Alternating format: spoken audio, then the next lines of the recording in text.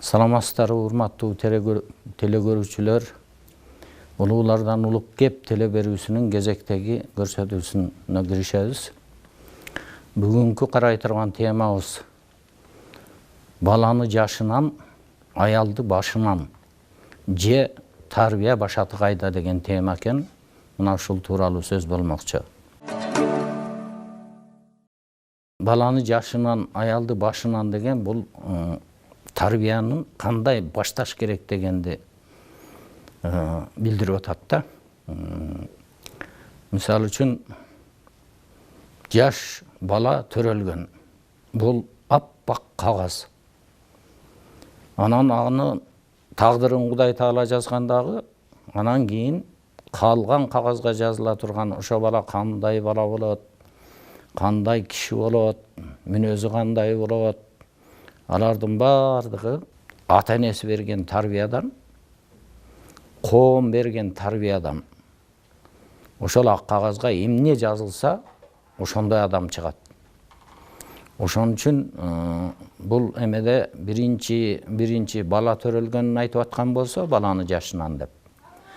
Ал эми аялды башынан деген баягы 2 жаш баш кошкондон кийин ошо бири-бирине мындай эми Кыргызда эркек үйдүн кожоюну болгондон кийин аялды башынан туура жолго салып ал деген сөз да. Бая кыйын эле эркелетип, чалжаңдатып кое берип ийбе деген, анан кыйын эле кордоп, мүңкүрөтүп ийбе деген. Ошону башынан баягы адамзаттын адамгерчилик сапаттарынын алкагында тарбияны башта деген ойду билдирет да. Эми бул тарбия маселеси аябай эле татаал маселе да. Аны бир эле теле берүүдө баарын маанисин ачып берип коюуга мүмкүн эмес. Ошондуктан эми тарбия деген бул ошол адамды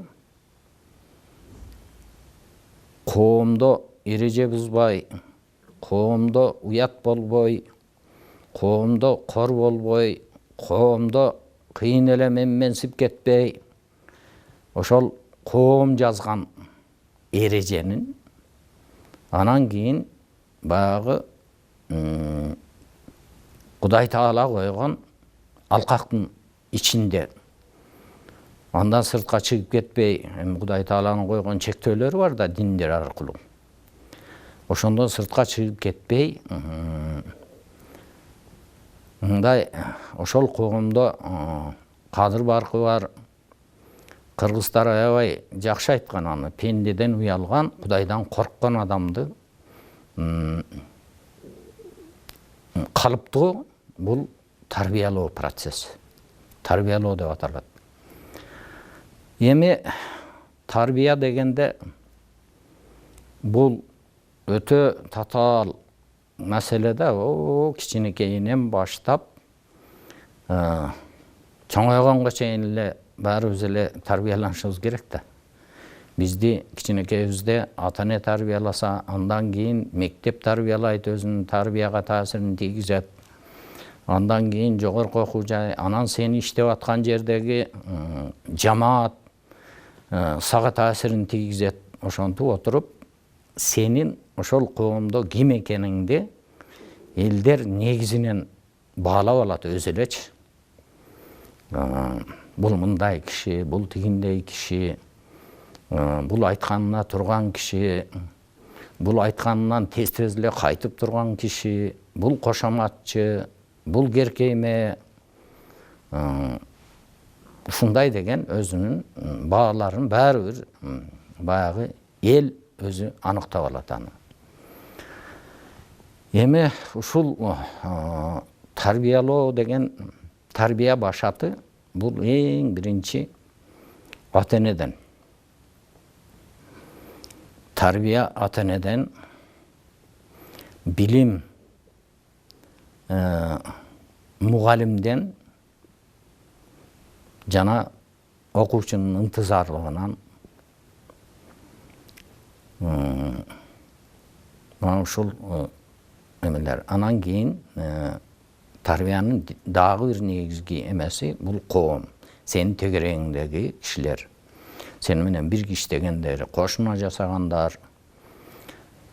Ушул нерселерде ар бирине биздин кыргыз элинде өзүнчө ченемдери бар, нормалары бар орусча айтканда.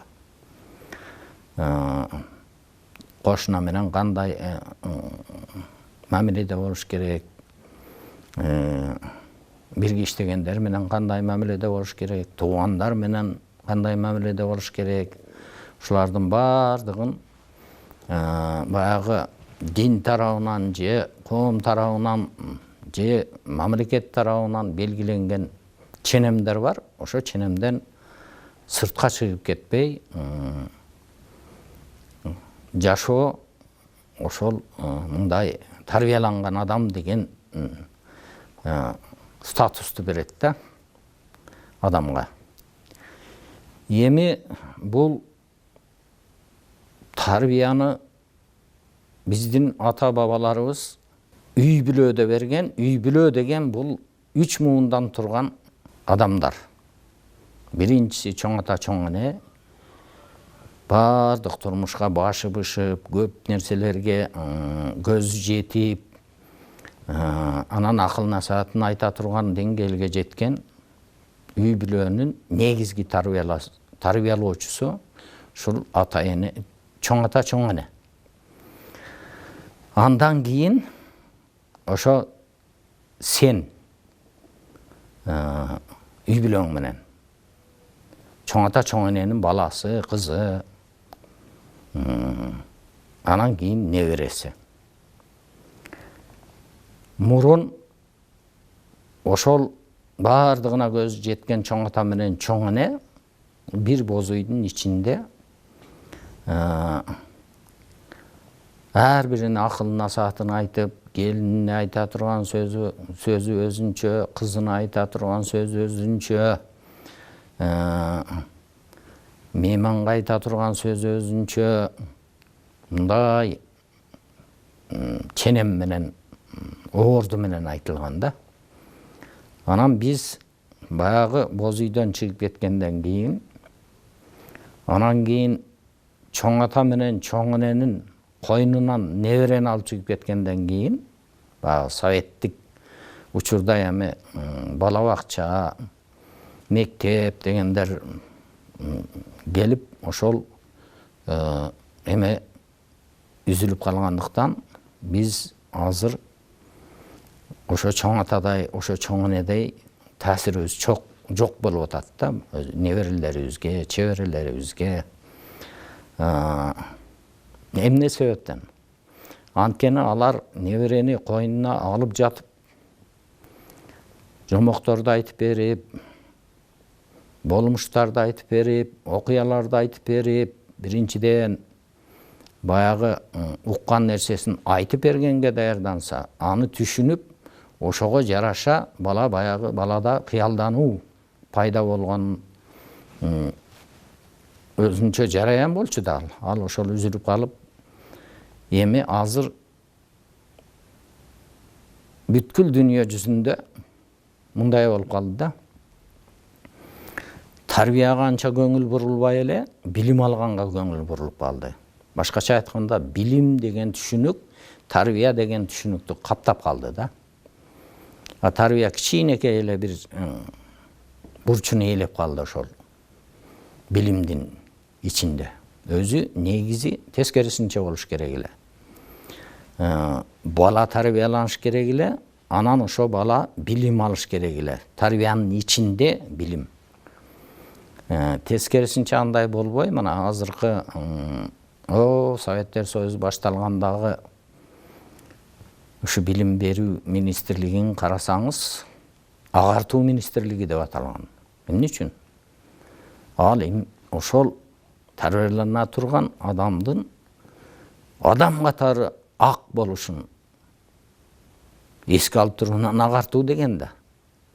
Мына чоң-чоң өлкөлөр, мисалы үчүн Россияда Министерство просвещения деген дагы деле бар. Мектеп, бала бакчалар өзүнчө министрликке баш ийет. Ошол жерде тарбияга көп көңүл бурулат да. Анткени министрликтин атында агартуу деген сөз турат. Биринчи бир улук бар, экинчи эки бийик бар, элиң менен өлкөң. Үчүнчү үч күлүк бар дейт. Күлүктүн күлүгү ой дейт. Күлүктүн күлүгү мезгил дейт. Күлүктүн күлүгү жел дейт. Эми адамдын биринчи адамга ой келет. Ушуну жасасамбы? Ушундай болсомбу? Ушундай иш кылсамбы деп. Анан аракетке өтөт. Ошон үчүн ой таза болуш керек. Ойдун таза болушун калыпташ керек. Бизде азыр кандай эми?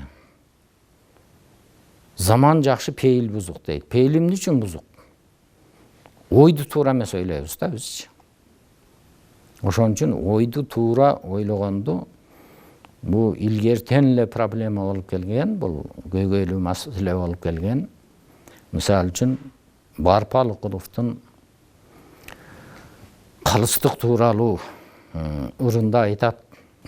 Калыс табам деп жүрүп, кара чачым ак болду. Кал кажарын ачуучу көрө албадым пак колду дейт. Биякта коомдо көп эле азыркы биздегидей, ушуга чейинки биздегидей мындай тазалыгын көрсөтө албаган эл башкаруучулар коомго тескери таасирин тийгизип коюп атат да. Каерде болот дейт калыстык? Жакшылыкты эңсеген көңүлдө болот калыстык. А көңүл эмне? Көңүл ойда. Ошон үчүн баягы ойду туура ойлогондо. Анан экинчи күлүк бул убагында таптап минбесең өтүп кете турган убакыт. Убакытты баалаганды балдарга биз шунчалык киргизишибиз керек. Эми баягы капитализмдин эмесине время эти деньги дебей, убакытты бош өткөрбө дегенди беришибиз керек аларга.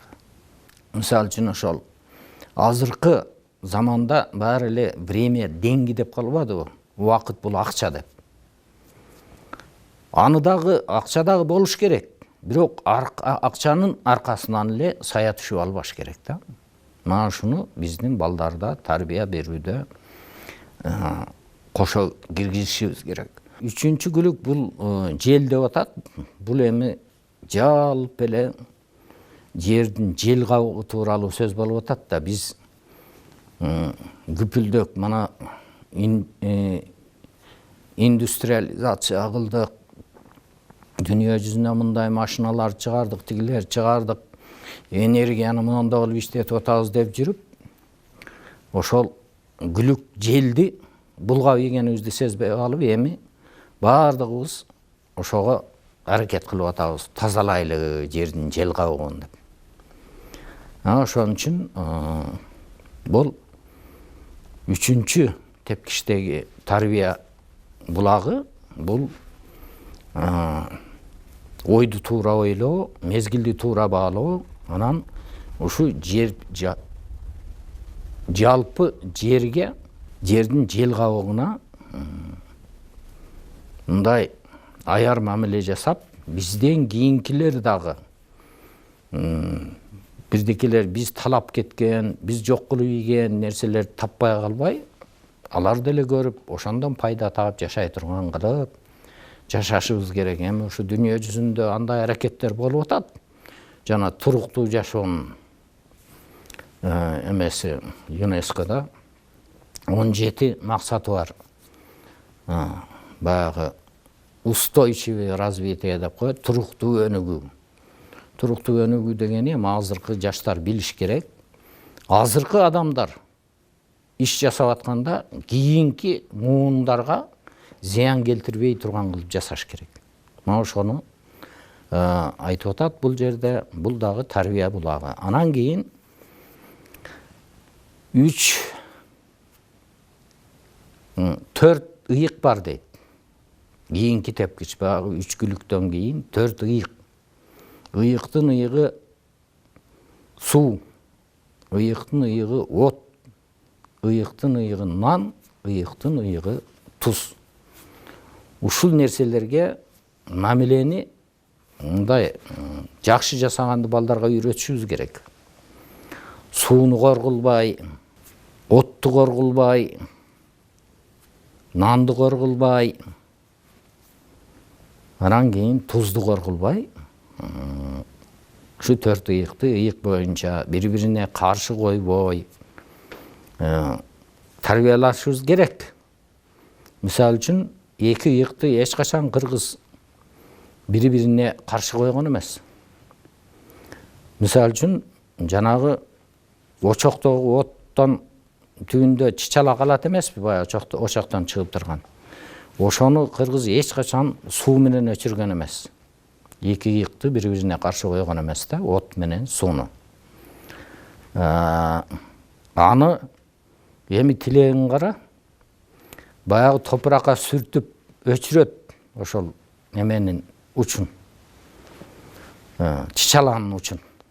Ошондо биздин апалар айтчу, паланчанын өргөсүнө жагабыз деп. Кичүү баласынын атын айтчу. Кичүү улунун.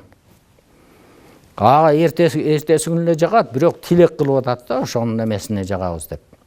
Ушул дагы тарбиялык мааниси чоң нерсе бул. Ошол 2 ыйыкты бири-бирине каршы койбой неме кылган. Бул маселе боюнча сурамжылоо да жүргүзүлгөн экен. Ошону көрүп алып анан кийин уласак.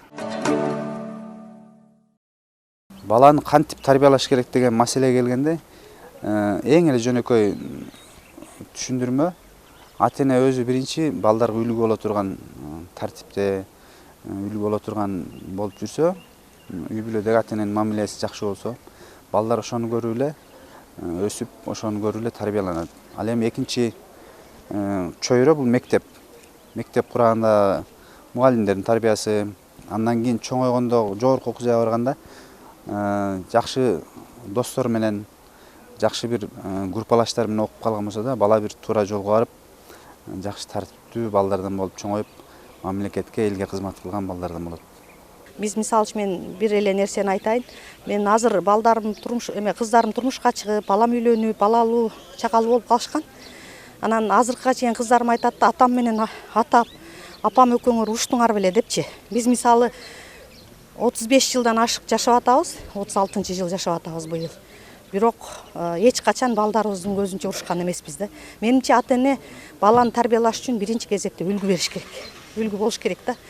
Анан үй бүлөлүк бир өзүнүн кагазга жазылбаган, бирок такай сактала турган эрежелер болуш керек. Мисалы мен раматылык кайненем аябай жакшы мындай бир сапаттарды үйрөтүп кеткенде ал айтчу, ал киши балдарыңды чакырганда үнүң көчөгө угулбасын дечү. Башкача айтканда, дасторконго отурганда эң улуу кишиден баштап тамакты биринчи эң улуу киши алыш керек. Ушул сыяктуу эми ар бир үй бүлөнүн өзүнүн бир эрежелери болуш керек, жазылбаган. Ал дайыма сакталыш керек. Ошону сактоо ата менен эненин үлгүсү негиз болуш керек ошого. Бүгүнкү күндө на oilada, na maktabdagi o'qituvchilarimizda va mahalla oqsoqollarida tarbiyani o'zlarida qolmadi. Avvalo bolalarga tarbiya berishlik uchun kattalarimizni tarbiyalashlik bugungi kunda eng dolzarb masalaga aylanib ketdi. Sababi hamma narsa iqtisodga bog'langan bugungi kunimizda o'qituvchilarni ham maktabga kelishlikdagi asosiy maqsadi bolalarni tarbiya qilish, ularni o'qitib, ilmli qilib tarbiyalashlik o'rniga qanday qilib maktabda daromad topsam ekan, qanchalik darajada oylig'imni ko'paytirsam ekan degandan boshqa maqsad qolmadi. Bolalarni o'qitishlik ikkinchi darajaga tushib ketdi. Mahalla oqsoqollarining ham yoshlar bilan e'tibori bo'lmay qoldi. Chunki bugungi kunda turmush hammadagi iqtisodiy qiyinchilik asosiy masalani rol o'ynadida, hammasi faqat Rossiyaga borishlik yoki boshqa bir yo'llar bilan tirikchilik qilishlikdan boshqa tashvish dardi qolmadi. Негизинен бардыңыздар, уктуңуздар эми. Бу тарбиялоо процесси оңой процесс эмес. Ошон үчүн ар бирибиз бала тарбиялаганга үй бүлөнү мындай жакшы нукта тарбиялап алганга көп көңүл бурушубуз керек. Мына азыр бир ушундай бизде дагы ушул элементтер пайда болуп атат. Адамдын укугу баарынан улук деп атат. Бирок укук деген Кудай берген чектен сыртка чыкпай турган укук болуш керек.